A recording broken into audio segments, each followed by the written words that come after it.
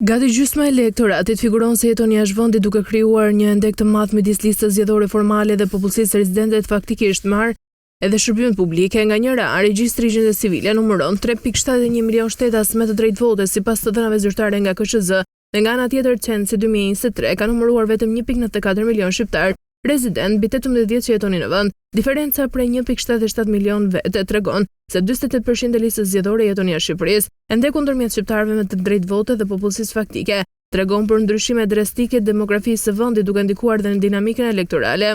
Duke marrë në konsiderat të dhënat e fundit të KSZ se 42.2% e votuesve morën pjesë në zgjedhje, kjo përkthehet në mbi 1.56 milion shqiptar kanë ushtruar të drejtën e votës. Numri i pjesëmarrësve është 80.6% e popullsisë rezident me të drejtë vote në Shqipëri dhe 42.2% e totalit të shqiptarëve me të drejtë vote, teksa numri i votuesve në lista shtohet, numri i pjesëmarrësve në zgjedhje është në rënje, duke ndikuar në rritjen e shpenzimeve fiktive për të menaxhuar procesin e zgjedhjeve në vend.